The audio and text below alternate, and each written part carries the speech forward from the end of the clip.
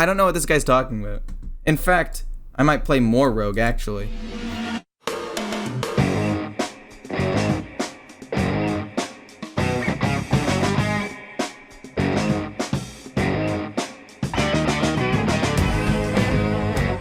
Hello everyone, this is Hearthstone Meta Hype. I am equal 100 with my friend Venga Dragon. How's it going, Venga Dragon? What's up?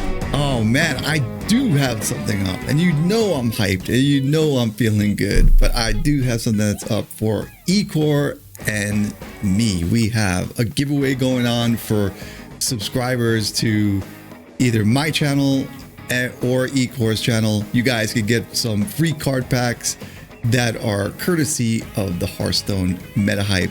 We'll have some information about how you can do that. It's just pretty simple. It's vengadragon.com/giveaways, and you'll see that link. So you'll be able to get the, so. Right. Well, that's super cool. That's super cool. What do we have to do in order to get these packs? Just curious. Yeah, it's nothing. It's all free. All you got to do is just be a follower. You just go in. There's a form that you fill out. You just go down. You click on follow Ecor, follow Venga. And then you get some other ones where you could join the Discord and some other stuff. All free. Got a couple of packs for you, so it's all good. And we're ready to go, So thank you very much, guys, for watching and growing this with us. So it's true. We wouldn't be able to do this without actually having people who watch and who would participate. Yeah. It's a pretty simple thing, right? I like free things. Oh, who doesn't? Who doesn't? Free things. I like good things too. I like the best things. I like things that are the best. Let's jump into the topic of this video, which is the best decks to climb with. And the best decks to climb with, I already came out with a video on this like a couple of days ago, but I basically am adjusting the order because I realized some of the things might be a little bit off, and these are just things that I found after playing hundreds of games myself ever since the mini set has launched, and looking at Vicious Syndicate and Hearthstone Replay and a lot of different statistics to find which decks are the best. So the first best deck is Ramp Paladin. What are your thoughts on Ramp Paladin? I have played that deck, and I feel bad playing it sometimes because it's so busted. It's like turn 4. It's one of those decks where there's a lot of concede action, where it's just basically your opponent realizes it's just not going to be anything to do. So you can win sometimes with that turn 5 or 6 concede, and then it can. Believe it or not, the crazy thing is it does have late game. It's got it all. It's just busted. Yeah. Honestly, I don't fully understand this deck. And hear me out on this one. I don't understand the hype. I do think it's good. I just personally don't like decks that rely on 1 or 2 cards to win, and if you don't get them, you lose. Like, I'm 11-6 with the deck. It's a good deck. I'm not saying that it's not a good deck. I'm just saying personally, I don't like that 5 of my 6 losses come from me not drawing a card, and it doesn't even seem like there was any real like outplay or anything crazy going on. It was just I didn't get the card. I didn't get Allura or Nosdormu, so I lost. And then the other 11 games that I won, like most of those were I got it out turn 4 or 5, and the opponent just like conceded right thereafter. Like, right. I like games that play out, so even though this deck is really strong, I personally just don't like playing it that much. I mean, I can't disagree with you at all. It's just one of those decks where it sort of reminds me of back in the day of the Big Priest or Resurrect Priest that was with it's just turn 4. If you got the right card, you win, and it's just kind of, if you didn't, there was nothing you could do about it. So the preponderance of skill is there though with this deck, because you have to. There is some maneuvering if you don't get those, and then you can exert skill. But other than that, there's times where it's just no matter what you do, you're not gonna win. For example, if you get all of your Murlocs in your hand early, then your 8 mana, summon 7 Murlocs is just not going to do anything. It just doesn't do anything. Tip the Scales has nothing. Yeah, yeah, that's true. I mean, I definitely understand that it does take some skill, but I don't know. It just feels a little bit lame to play but it definitely is still effective. So if you want to climb, it's probably the best deck out there. It's got the highest win rate across all ranks except top 1000 legend. And even then, it's like the second or third best deck. I think it's just because people learn how to play against it at that rank because it was played so much recently.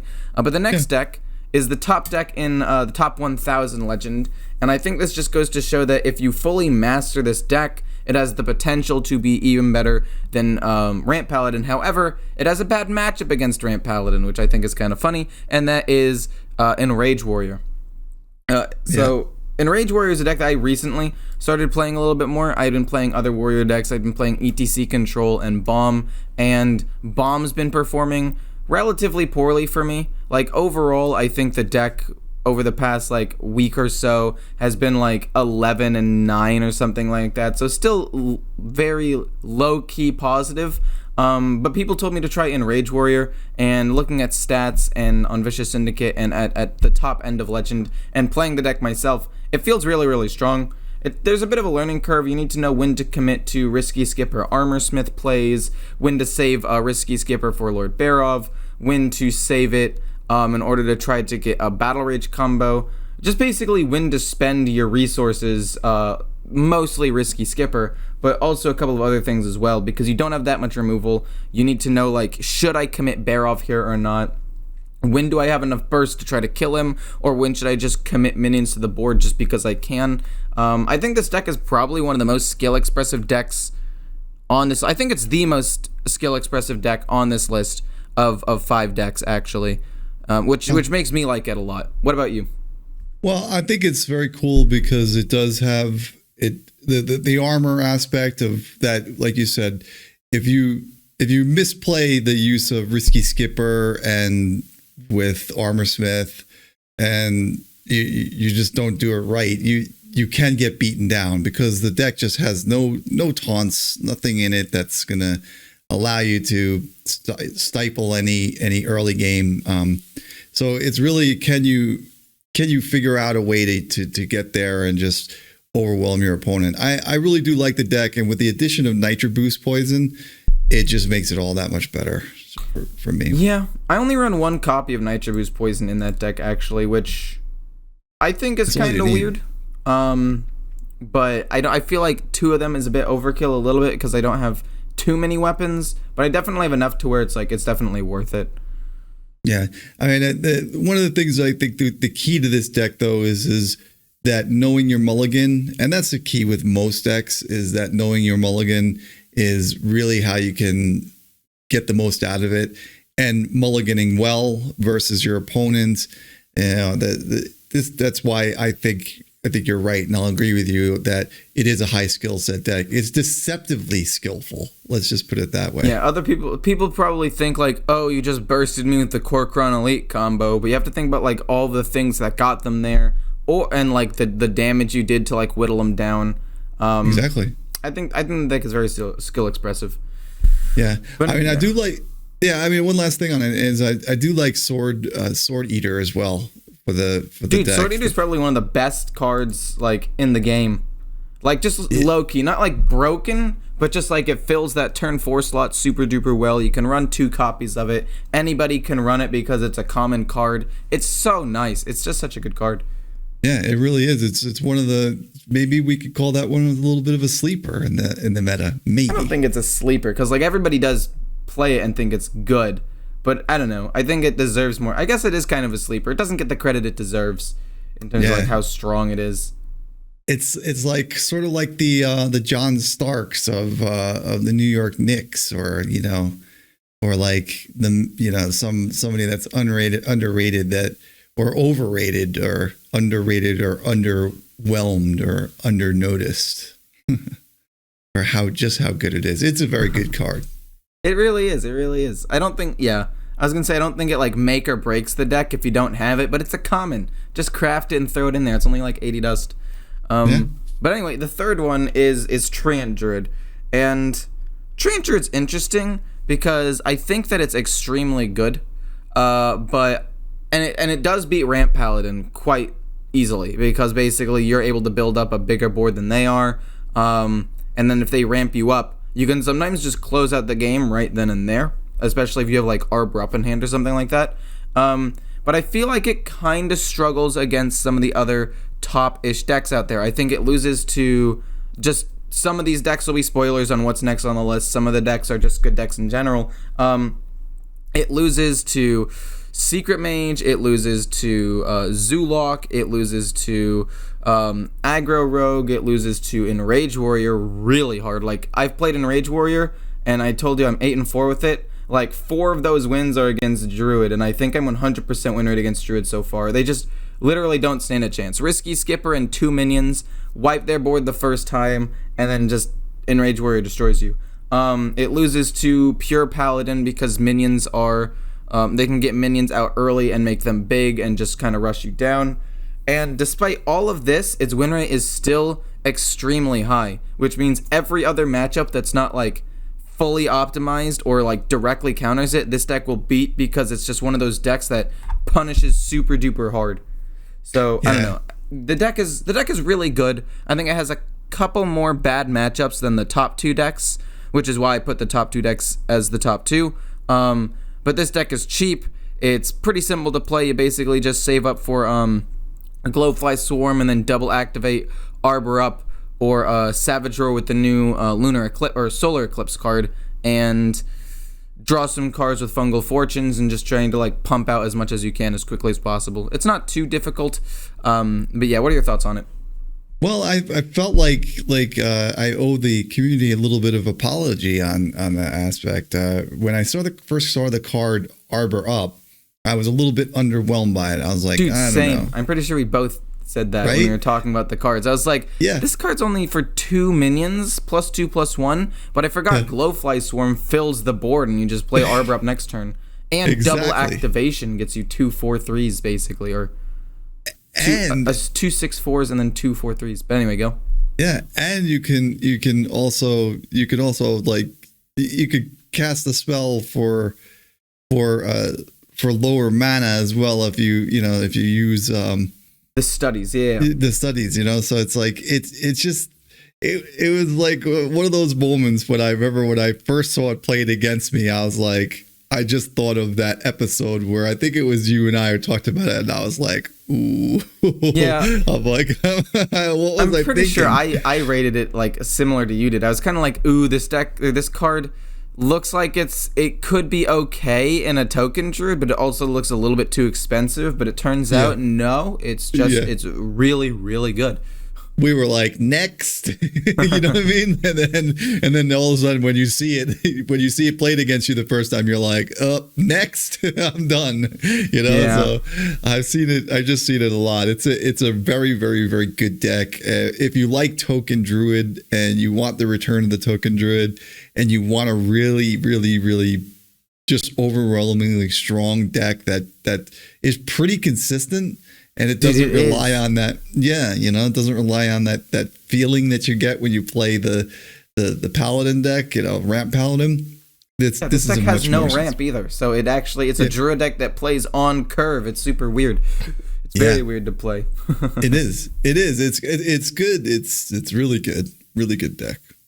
Arbor Up, the healer roll. But yeah, okay. So next, the 4th deck is another kind of go wide deck. And it's Zoolock. It's kind of like Token, but for Warlock. And I played this deck a total of 60 times last season. I was at like 7k legend, and somebody said, are you going to go for high legend? And I was like, you know what? I've got like 2 days left. Let's play a ton of Zoo, because I think Zoo is the best deck. And I think that there are other better decks, because at the time, I was still on my, like, I hate Ramp Paladin phase. I still hate Ramp Paladin, but that was before I decided to finally play it. But I was like, I think Zoolock is the best deck for me personally. I've played it a lot in the past. I know exactly how to play it, and so I did, and I went like 40-20 with it, and climbed all the way up to 2,000 legend, and then I didn't get the 11-star bonus, but the point is, I got really close, and it was all because of Zoolock. It's an extremely powerful, consistent deck. You almost always get a wide board. You're able to draw a ton of cards. You're able to pump up your stuff relatively consistently. It actually has a good matchup against a lot of the decks. Like it has a good matchup against Token Druid, because the broomstick and pumping up your stuff and having a wide board allows you to trade in. It does pretty well, in my experience, against Enrage Warrior because, again, Enrage Warrior's biggest thing is it's not able to deal with like big minions. So as soon as you're able to cheese out the giant 8/8, the warrior has to sit there and be like, oh shoot, what do I do? Unless of course they have Barov, in which case then they probably win. Like if they have Barov, the matchup for that is pretty bad. But anyway, I think that it's just a good deck in general. Like, I don't know, I played it 60 times and I went 40-20 with it. That's not a small sample size, and I had a 67% win rate. Roughly. It might have been slightly different than 40-20. It might have been like a 65-64% win rate. The point is, really, really good. Would highly recommend the deck, and it only needs one legendary, and that legendary is going to be in the next year of cards because it came out, because it's a prime, so it's going to be in the next year. And I think this deck has a lot of promise. I would highly recommend trying it out if people haven't already. Yeah, I mean, that thoughts on it there. It does struggle a little bit, I think, against Rogue. Rogue destroys it. Oh, it does so much damage so fast, and you do damage to yourself. You're dead in 4 turns, and like, oh crap. Yeah. So Rogue is, you're gonna have a little bit of a problem with it, but the thing is Zoo Warlock is an interesting one. This one is a little bit different than your standard Zoo, and I know that people are gonna be like, what the hell is Venga talking about? You know, what is he up with? But in my mind, Zoo Warlock is more of a control type deck than it is a face deck. This one is a lot more aggro than. This is very true. This is very true. And I've never seen a Zoo Warlock deck that just did this, where it's basically there's just so much face damage. I mean, you're always on the defense when you're playing against this one. And that's true. Actually, never mind. Continue. No, go ahead. What were you going to say? I was going to say the only deck where this is not the case where you go full aggro, in my experience, is Token Druid. You basically fight for the board, and once you get board control, Token Druid can't win. So you basically play it like a control deck into that one matchup, basically. Yeah. Also, Ramp Paladin destroys this deck. I forgot to say that. I'm looking at the win rates right now, and holy moly, it's its worst matchup. Which is probably, its worst point. Yeah, and you know that's the thing. There's always going to be some deck that's going to get your goat, so to speak. And this one here, it doesn't have that many weaknesses, though. I mean, even though Ramp, though you said it destroys it. What's the win rate on that? 40%. That's destroy. What about, and Rogue is probably even lower than that. Rogue is for Whirl Kick it's 43, and for Stealth Rogue it's 45, and Weapon Rogue it actually wins 51%. Yeah, so Ramp Paladin is the nemesis. It's the worst matchup, yeah. Yeah. That actually, talking about the Rogue though, brings me into my last deck. If you don't have anything left to say about Zoo. No, absolutely not. Okay, well the last deck is Aggro Rogue. And this can be either Weapon or Stealth Rogue. I personally like Weapon Rogue more, just because I like slamming them with a giant weapon. But I do think Stealth Rogue is a little bit better, but it's really personal preference. I think that they're close enough to where it shouldn't matter. They both rely on a couple of early game stealth minions, drawing cards with the Greyheart Sage because you draw cards if you have a stealth minion, hitting them for a ton of damage, and then Stealth Rogue burst them down with a couple more stealth minions and maybe an extra Sinister Strike as the damage. Weapon Rogue gets a giant weapon out and finishes them off that way. It's basically, they play very, very similarly. It's just that last little final push of damage is a little bit different, but they're super duper close. Either one of them work. And honestly, I think that these decks, like, this deck is one of the few decks that can actually beat Ramp Paladin relatively consistently, because as soon as they ramp up, you get some stealth minions out, set up lethal, you're able to pump up your weapon a ton. Also, Secret Passage, being able to draw 4 cards for 1 mana, means if they give you 10 mana with Nosdormu, you basically play a ton of stuff, then play Secret Passage, then play a ton more stuff because Rogue is balanced, and then you still have like 4 mana left over and generated like 6 extra cards, and then you kind of just win the next turn because that deck isn't known for like taunts. Or and this is the better case scenario, well, not the better case, but the alternative, if they don't play Tip the Scales and get no taunts, or they play the 7/7 guy that is a taunt with a Death Rattle, summon another 7/7 taunt, but that way they don't set up lethal the next turn. So either way, you're pretty much fine, right? You either kill them because they play Tip the Scales and you burst them, or they play defensively and you still probably kill them, but you don't have to worry about being killed the next turn at all, which is the whole point of Ramp Paladin. They basically lose their win condition to some extent, and you kill them over the course of like 2 turns instead of 1 turn if they play a taunt minion. So yeah, that's why I think it's number 5. It just counters Ramp Paladin really well. It beats Zoolock, which is another deck on the list. And it can rush down and abuse other slow decks that like people are trying to play and force. Like I think it beats some other Warlock decks because they do damage. Beats most Shaman decks in my opinion. Probably beats Priest unless they get like an early Breath of the Infinite or something. Yeah. Well, I'm just gonna give a little shout out to the guy that said to Ecor in the comments, and I do read all of the comments. I watch every single video that Ecor does every single day, like everything. I subscribe to his channel. I do. Dude, I make so many videos. This dude puts out so many videos that my whole entire life is consumed by Ecor videos. And even sometimes I read the comments, and I held back from this one, and it said that Ecor's channel is focused on Rogue only, and everything else has to be nerfed, and Ecor only talks about the fact that Rogue is good and it's a Rogue based challenge. It's very biased is what he said that this channel was all about. Ecor's Rogue is one of my least played classes because I hate it.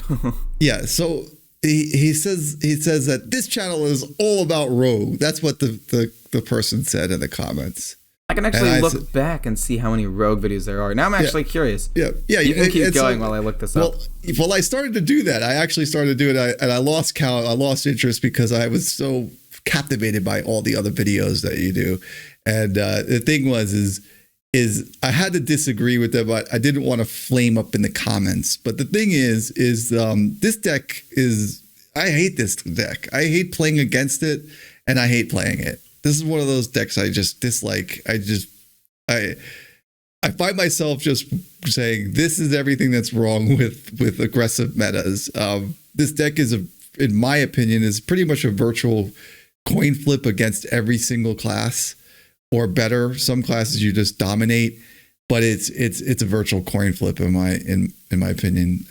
Really dislike this deck. It's a great deck to rank up with, but probably my least favorite deck in the game is this weapon rogue, specifically with the stealth minions. Yeah, however, it's a little bit annoying. I don't like getting bursted down so fast and feeling like I have no control. Because at least with like Zoolock, there's a board that I can like interact with.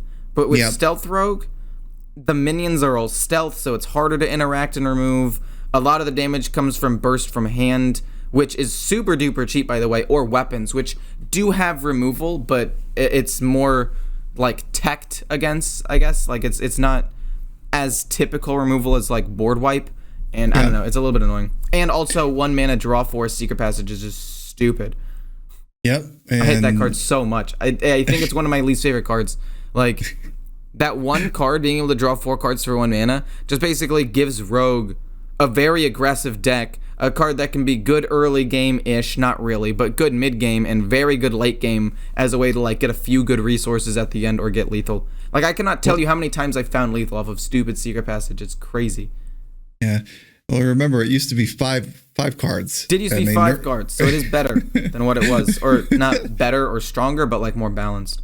But yeah, I played 1 Rogue deck in my past 20 videos, and since then my last 2 Rogue videos are as follows. On January 29th, and that was the one within the last 20 videos, and then the next one, January 17th. That was my second most recent Rogue video. I don't know what this guy's talking about. In fact, I might play more Rogue, actually. Yeah. Well, their point is that whenever you talk about nerfs, you never talk about nerfing Rogue because you're I always talk about nerfing Rogue. I say Foxy Fraud and Secret Passage need to be nerfed all the time. Well, man, that's what I'm talking about. You know what I'm saying? That's the thing. I need everybody to go down into the bottom of Ecore's comments, and we need to find that one, and we need to give them the stats. But all in all, let's have some fun. We're going to get on over to the next segment, and we're going to talk about some decks that are going to be affected after the new year rolls out, which is in April, by the way, guys. So we got a little bit more time on what's in the meta. And do yourself a favor, make sure you give that subscribe button a click, hit that thumbs down button twice and the thumbs up button once, and you'll be all good, brother. Hold up. If you hit the thumbs down button twice. Oh, wait, I can't. Okay. Give this video a like and forget what I just said. He's like, what are you telling everybody? No, hitting it twice cancels it. 2 negatives make a positive. That's right, brother. So we'll see you guys in the next segment where we talk about what's going to change in the new year.